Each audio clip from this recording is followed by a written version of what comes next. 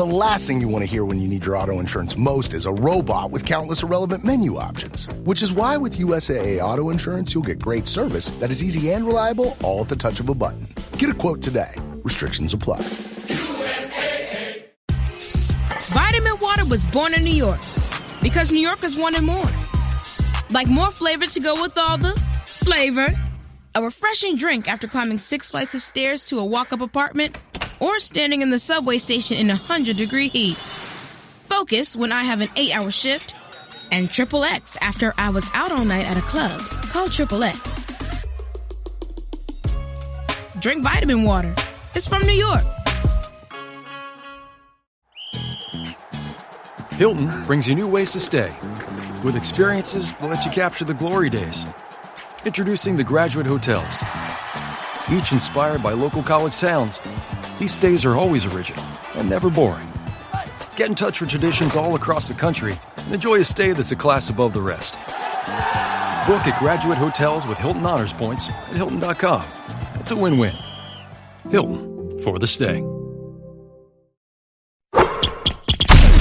From the Fifth Quarter Studio in Madison, Wisconsin, you're listening to the Basketball Leadership Podcast. Here are your hosts, Steve Collins and Greg Berg. Hey, Coach. Welcome to the Basketball Leadership Podcast. I'm so excited you decided to join. Before we jump in, real quick, go over and check out Coach Berg's website, gberg.gumroad.com. It is awesome. You will not be disappointed. It's a little bit of everything. There's free resources over there with a preseason checklist, off-season playbook, all sorts of great things. Go over and check it out. All half of it's free. I should yell at him for all the free stuff he's giving away, but it's great. His team leader OS is awesome. So go over and check that out. Also, when you're there and you're thinking about it, go over and check out teachhoops.com for coaches who want to get better. You take that leadership, you take all the stuff that I have built over the last 30 years to build a nationally ranked team, to be nationally ranked, to win 3 state championships. Everything I have learned over the last 30 years is in teachhoops.com. Go over and check it out. I don't think you'll be disappointed. 14-day free trial. And let's head off to the podcast. Bye. Here we go. All right. Welcome to the Basketball Leadership Podcast. Coach, we haven't talked about your stuff recently. Let's do that. Your iOS and all that. Let's talk about that. So, my team leader OS, which is teamleaderos.com, is doing very well. Hundreds of coaches have purchased it already and are using it. It's basically the ultimate way to build and develop leaders on your team. It's a team leader training manual with 20 lessons, 200 minutes of video, 300 pages of resources. It's basically everything a coach could need for that. I'm also, Coach, in the midst of, I'll have a spring-summer project of a new one, and it's really, I don't have a name for it yet. Might be like the Coach OS, but I really want a program to develop just coaches in general, coaching in general, what goes into coaching, from organization to leadership to culture to communication and why you coach, and just so much that goes into it. And so I'm in the midst of putting something kind of big together there. What's your why? Yeah. I always ask that question. What is your why? That's where it all starts. Everything starts with that. And your newsletter. I love your newsletter. Yeah, my newsletter is growing like gangbusters. Great Teams, Better Leaders is the newsletter. You can go to what day of the week does it come out? I forgot. Comes out Thursday morning, 7 a.m. I got 11,000 coaches reading it right now. It's growing like gangbusters. It's just the right length, I think. Yeah, it's about a 4-minute read. And I have another plan with that to kind of expand that to another potential day with a lot of resources. So I've got a lot of things in the hopper right now. Okay, so I'm going to laugh at Coach right now. It's like, okay, you and I got to talk, because as soon as you start expanding, it's like, it just compounds. Oh my God. I know. I've thought about this for a long time. I've got a good plan, but I'm backing off. It's like my newsletter tends to go out just about every day. It's like I'm backing off. I'm tweaking mine. But then during COVID, my podcast, it's like I've added. So I got to figure out. Yeah. backing Yeah. off. Like, So I anyway, got to all the my point of stuff, give the it's Gumroad URL. yeah, you don't like my I URLs, but if you don't. go to gb1leadership.com, you can kind of get everything there. So we'll just stick to GB1 Leadership, and you can access my Gumroad. If you follow me on Twitter, it's all there linked to. It's at GB1121 on Twitter. So, Okay. and I'm pushing 35,000, 36,000 followers there. It's crazy. Awesome. That's all I gotta say is it's crazy what's happened, and just It's happy to be good. making an It's good. impact. It's your why. It's your why. I know. It's It's your why. It's right. perfect. All right. In-game leadership. That's today's topic. Yeah, I mean, What's your I just feeling on think that? talking about players and what does leadership look like in a game, and I really narrowed it down to 5 things.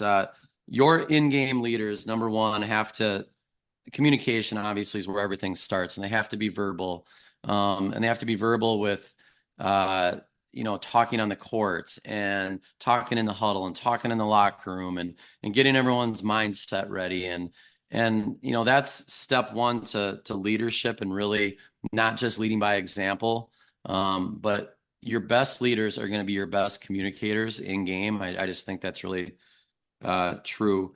And then I'll go through these 5 and we can kind of talk about them after. The second one, and you've talked about this a lot, in-game leadership is about reminders. It's about reminding players. As coaches, we're reminding our players all the time. Good coaches are always reminding, but good leaders, players, ideally are the ones doing it. Your best leaders are talking about where guys need to be defensively, position, they're pointing out, all the details and the minutia that go into a game. Those reminders are key. Number 3 is being a connector of people. And those are the little things, like making sure all 15 guys are feeling connected in the game, making sure the bench is into the game. And it's the little things that go with that. And that's my 4th one, which is those EGBs, those touches, those energy giving behaviors. Like, I am a big believer that energy is contagious. I had this talk with our team last night. Negative energy is contagious. Body language is contagious. Touches, positive body language is contagious. And your best teams feed off positive energy with each other. And it's something we talk about a lot. I just think it's so, so important.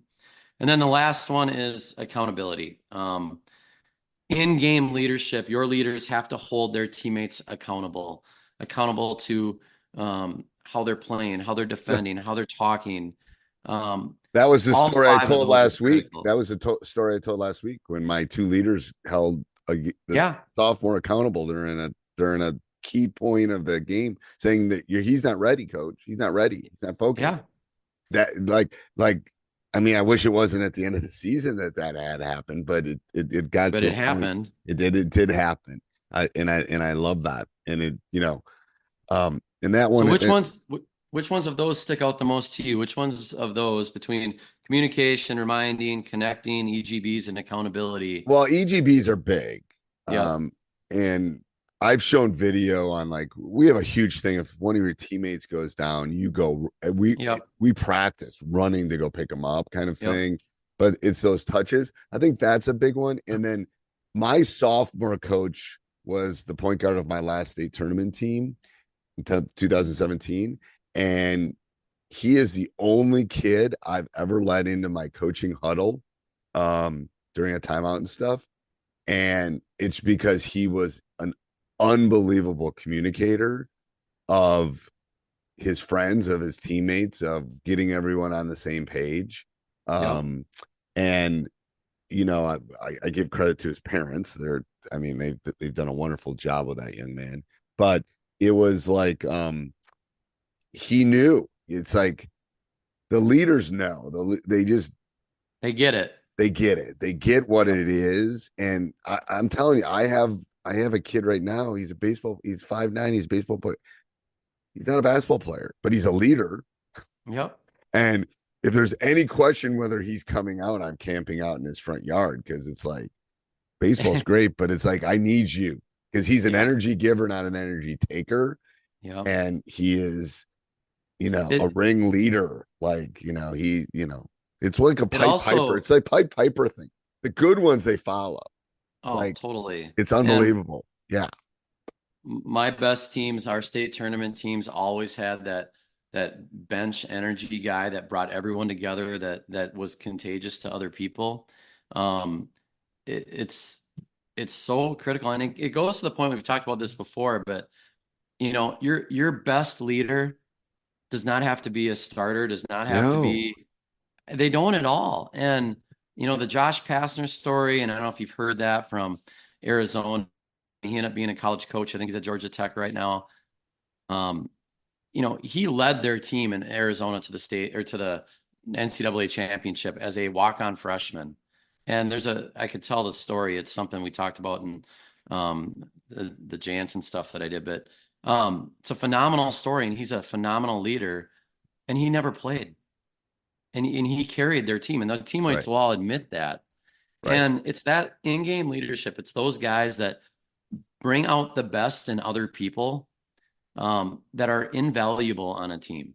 They're invaluable. And I'm going to be honest, for someone that's done this for 35 years, it is really hard for teenagers. Totally. Because to be honest with you, they're in a developmental stage of very egocentric, very me, very TikTokish. Peer pressure. Yes. Is anybody looking at me? Blah, blah, blah. So, it's actually the topic of next week's newsletter, Steve, is it's called the 7 Steps to Accountability, but I talk about that. I talk about why is it so hard for teenagers to hold their teammates accountable? Why is it so hard to lead? It is. And because they're so conscious of who they are, and they're trying to figure out who they are. And it's hard to step out of your shell.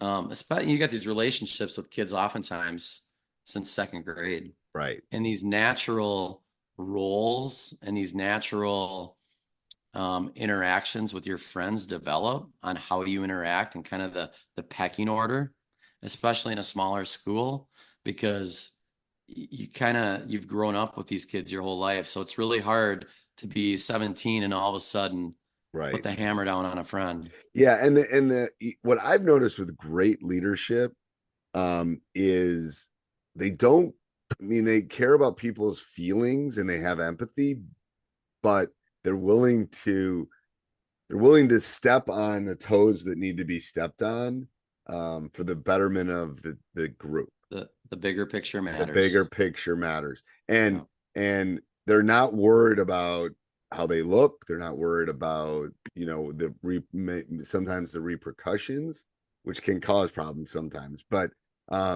they're worried about the end game, and can we get this, train moving in the right direction? But think about that with coaches too. Yeah. Okay.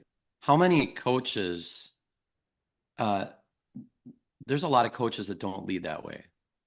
Yeah. I mean, there's a number of coaches that want to be buddy with their players, or they're too friendly with them, or they want to be liked. I mean, these coaches, typically it's harder for them, and they maybe don't last as long in coaching, but willing to keep these standards high and maybe upset someone along the way because it's what's better for the team, is what culture and standards are all about. It is. And there's a lot of coaches that can't do that, even as adults. I know. And it's like parents, leader. It's like leaders don't only worry about themselves, they worry about others. And I've always thought that's true. And, I had to, like was telling you earlier, I had to sit a kid because he missed a shoot around, and we probably win the game if I play him or I suit him. And I grabbed him the next day and we had a talk, and I said, so-and-so, I'm not going to use his name, but so-and-so, I said, I did this because I care about you. I did this because I'm trying to teach you a lesson. This isn't about basketball. The tears are coming down his thing. And he knew, but the impact I made on him as a human being, it goes back to my why. My why is whatever. The wins will take care of themselves. Yeah. But I'm trying to make it that young man a better human being.